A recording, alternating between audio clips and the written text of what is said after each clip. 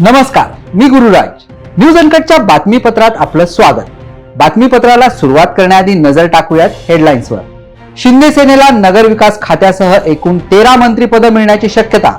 बावनकुळेंची शिंदेसोबत बैठक. यंदाच्या राष्ट्रीय पंचायत पुरस्काराचं राष्ट्रपतींच्या हस्ते होणार वितरण. पाकिस्तानातील शीतलहरींचा महाराष्ट्रावर परिणाम. शिमला धुळ्यातील तापमान एकसारखंच. आणि अर्ज छाननीत आतापर्यंत पुणे जिल्ह्यातील 10,000 लाडक्या बहिणी अपात्र. आता पाहूयात बातम्या विस्ताराने. शिवसेना आणि भाजपामध्ये काही मंत्रिपदांच्या तिढ्यामुळे मंत्रिमंडळाचा विस्तार रखडला होता. या पार्श्वभूमीवर भाजपा प्रदेशाध्यक्ष चंद्रशेखर बावनकुळे यांनी मंगळवारी रात्री उपमुख्यमंत्री एकनाथ शिंदे यांच्या ठाण्यातील निवासस्थानी बैठक घेतली. या बैठकीत मंत्रिमंडळ विस्ताराबाबत चर्चा झाल्याचे समजते. या बैठकीअंती शिवसेनेला नगर विकास खाते मिळण्याची शक्यता असून या बैठकीला मुख्यमंत्री देवेंद्र फडणवीस ही फोनवरून कनेक्ट होते. यावेळी मंत्रिमंडळातील महत्वाच्या खात्यांबाबत चर्चा झाल्याचे समजते. राष्ट्रीय पंचायत पुरस्कार 2024चं वितरण राष्ट्रपती द्रौपदी मुर्मू यांच्या हस्ते आज नवी दिल्लीतील विज्ञान भवन इथं होणार आहे. यावर्षी विविध श्रेणींमध्ये एकंदर 45 पुरस्कार विजेत्यांची निवड करण्यात आली आहे. ग्रामीण स्तरावर प्रशासन आणि विकासासाठी काम करणाऱ्या पंचायतींना हे पुरस्कार दिले जाणार आहे. विधानसभा निवडणुकीची आचारसंहिता संपुष्टात आल्याने लाडकी बहीण योजनेतील प्रलंबित अर्जांची छाननी पुन्हा सुरू करण्यात आली आहे. त्यात पुणे जिल्ह्यातील 10,000 अर्ज अपात्र ठरले आहेत.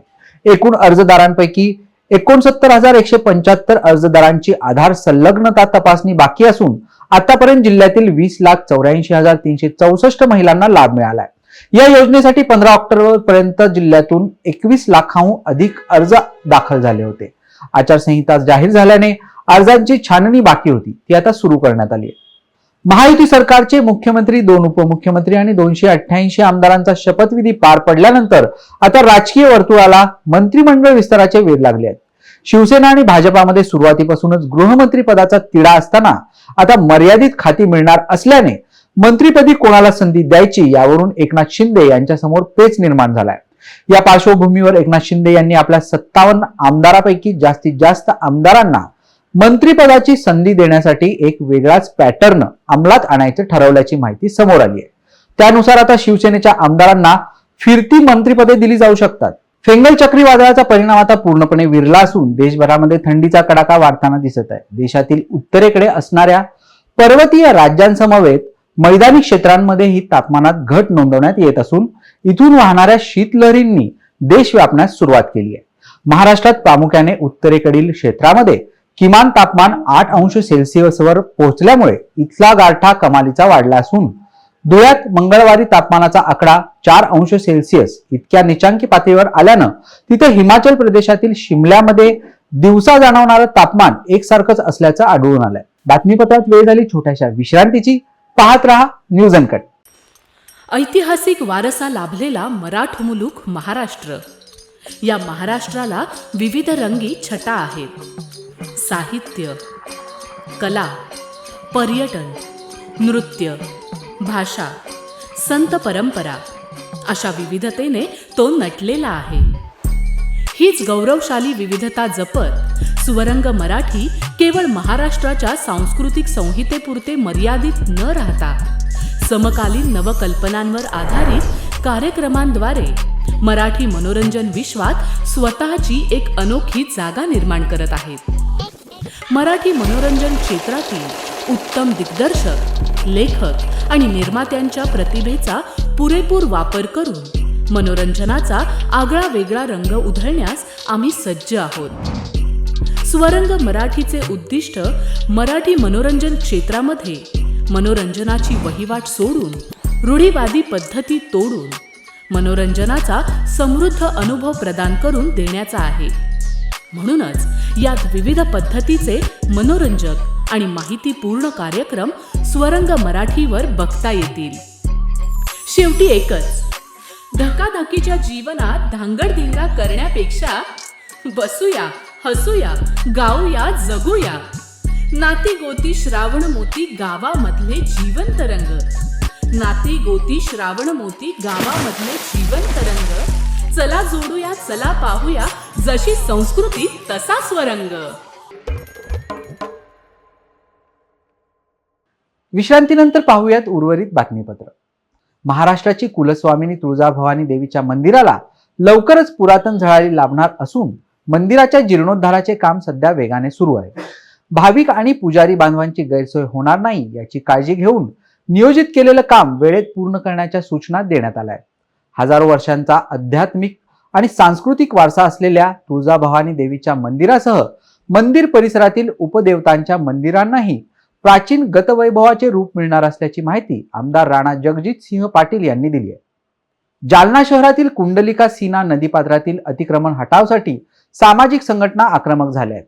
जालना शहरातील गोल्डन जुबली शाळेशेजारील खडेश्वर महाराज मंदिराच्या कंपाऊंड भिंतीला जोडून सीना नदीपात्रात 1 किलोमीटर लांबलचक आणि 12 मीटर रुंद असा बेकायदेशीर रस्ता रातोरात तयार करण्यात आलाय. त्याविरोधात शहरातील मामा चौक परिसरात सामाजिक संघटनांच्या वतीने निषेध आंदोलन करण्यात आलंय. नदीपात्राला अतिक्रमण मुक्त करा, सीना नदी वाचवा असे फलक लावत समाजसेवकांनी निदर्शने केली आहेत. काय आंदोलन करत आहे? आजचं आंदोलन असं आहे की मागील काही वर्षापासून जालना शहरातील अनेक सामाजिक संस्था तसेच प्रशासन यांच्या संयुक्त विद्यमाने कुंडलिका आणि सीना या नद्यांचं स्वच्छता तसेच खुलीकरणचं काम मोठ्या प्रमाणात चालू आहे.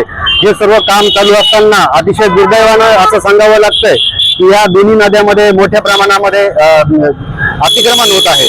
तर आमचं आंदोलन आज ह्यासाठी आहे की ह्या नद्या जोपर्यंत अतिक्रमण मुक्त होत नाहीत तोपर्यंत आमचं हे आंदोलन जालना शहरामध्ये विविध ठिकाणामध्ये चौकामध्ये गल्लीमध्ये आमचं अभियान चालणार आहे. आणि हे अभियान जोपर्यंत हे प्रशासन ह्या पूर्ण अतिक्रमण मुक्त या नद्या करत नाही तोपर्यंत आमचं हे आंदोलन चालू राहणार आहे.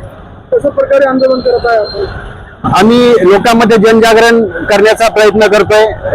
ठिकठिकाणी असे बॅनर लावून आणि लोकसहभाग वाढवावा, जालना शहरातील नागरिक जागरूक व्हावे, त्यांनी या नद्यांमध्ये कचरा टाकू नये, तसेच त्या नद्यांचं जे पुनरुज्जीवन आहे त्यामध्ये त्यांनी सहभाग नोंदवावा यासाठी आमचं हे जनजागरण अभियान चालू आहे.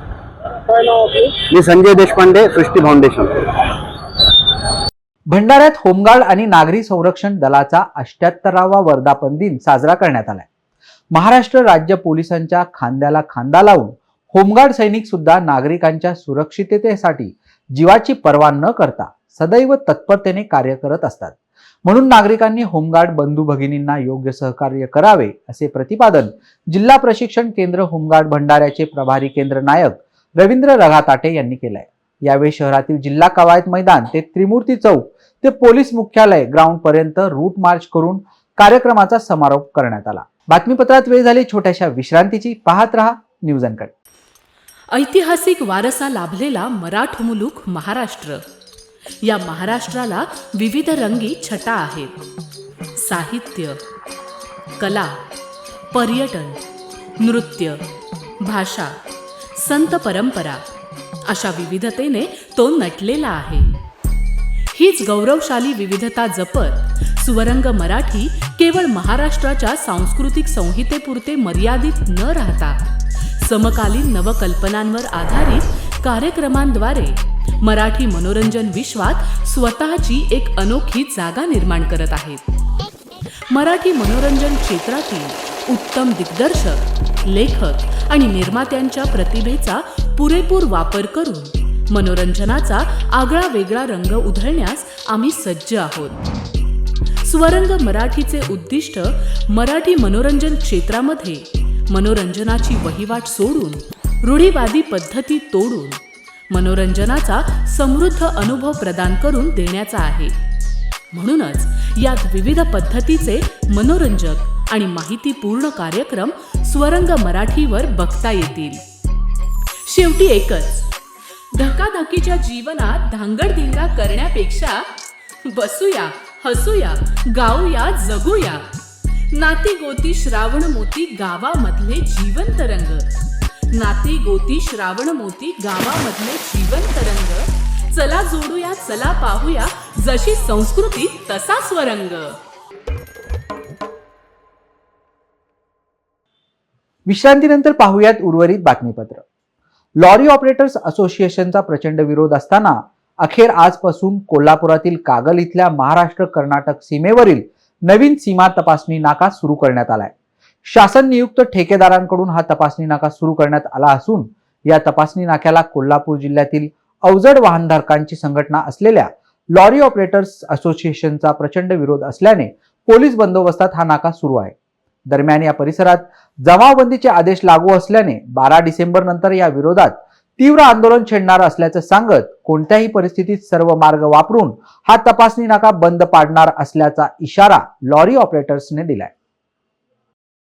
भाषा एक होती. 23 तारखेचा निकाल लागला आणि त्यानंतर एकदम याच शासकीय आणि तुम्हाला काय फोन आला की काय आलं पोलिसांचं काय झालं? आम्हाला फोन वगैरे काय आला नाही. आश्वासन बंधन घेऊन आम्ही म्हणजे ते बॅनर वगैरे चाललं होतं. बॅनर बोर्ड 2008 ला जो करार झालेला आहे त्या करारानुसार 3/3/2009 जो माध्यमातून त्या करारानुसार कोणत्याही सोयी सुविधा या टाक्यावर दिल्या. 15,000 ट्रकधारक आहेत आणि 11,000 टेम्पोधारक आहेत, लहान मोठे.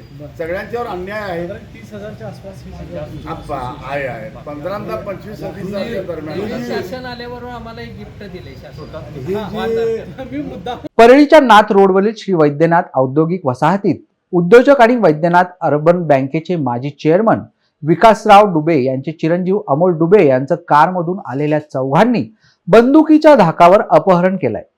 डुबे हे नामांकित कंपनीच्या ऑइलचे डिस्ट्रीब्युटर असून त्यांचे अपहरण करून आरोपींनी वडार कॉलनी आझाद चौक मार्गे परळी अंबाजोगाई रस्त्यावरील घाटात नेलंय. तेथे 2 कोटी रुपयांची खंडणी देण्याची मागणी करत जीवे मारण्याची धमकी दिली. अमोल डुबे यांनी आपल्या गाडी चालकास फोन करून 3 लाख रुपये नगदी, सोन्याचे बिस्किट परळी जवळील एका हॉटेलजवळ मागून घेतले. त्यानंतर डुबे यांना अंबाजोगाई मार्गावरील घाटात रात्री 11:30च्या सुमारास सोडून देण्यात आले. डुबे यांनी तातडीने परळी शहर पोलीस ठाण्यात तक्रार दिली असून पोलिसांनी आरोपींना ताब्यात घेतल्याची माहिती समोर येते. तेल व्यापारी अमोल विकासराव डुबे वय वर्ष 42 राहणार टेलर लाईन परळी यांना काल रात्री 9 ते 11:30च्या दरम्यान परळी येथील औद्योगिक वसाहतीतून त्यांच्या गाडीला समोर एक स्विफ्ट डिझायर आडवी लावून त्यांना 5 अनोळखी लोकांनी त्यांना आपल्यासोबत घेतलं आणि परळी ते अंबाजोगाई जाणाऱ्या घाटामध्ये त्यांना त्या ठिकाणी घेऊन जाऊन एक 2 कोटीची खंडणी मागितली होती. 2 कोटी दिले तर मग जीवन सोडू असं सांगितले होते. त्यानंतर त्यांनी बाकीच्यांना संबंधितांना फोन करून त्यांचे 3 लाख रुपये आणि 87,000 रुपये जे आहेत त्यांच्या स्वतःजवळच्या दुकानाचा कॅश आणि 10 तोळे सोने त्यांना दिल्यानंतर त्यांना सोडलेलं आहे. त्याप्रमाणे परळी शहर पोलीस स्टेशन येथे गुन्हा दाखल आहे आणि आरोपीच्या शोधाकरता सध्या 2 पथकं तयार केलेली आहेत. शोध चालू आहे. मुंबई पुणे एक्सप्रेसवर काल रात्री शॉर्ट सर्किट होऊन ट्रेलरच्या केबिनला भीषण आग लागली असून या आगीत ट्रेलरची केबिन पूर्णपणे जळून खाक झाली आहे. यात सुदैवाने चालक बचावलाय. हा ट्रेलर पुण्यावरून JNPT कडे जात असताना बोरघाटात फूड मॉल जवळ आला असता त्याच्या इंजिनमध्ये शॉर्ट सर्किट होऊन केबिनला अचानक भीषण आग लागल्याने चालकाने तत्परतेने ट्रेलर थांबवून केबिन मधून बाहेर पडला. मात्र या आगीत ट्रेलरची केबिन पूर्णपणे जळून खाक झाली आहे. घटनेची माहिती मिळताच देवदूत यंत्रणा आणि खोपोली नगरपालिकेच्या अग्निशमन दलाने घटनास्थळी दाखल होत आग विझवली. वेळ झाली या बातमीसह या बातमीपत्रात इथेच थांबायची. पाहत रहा न्यूज अनकट.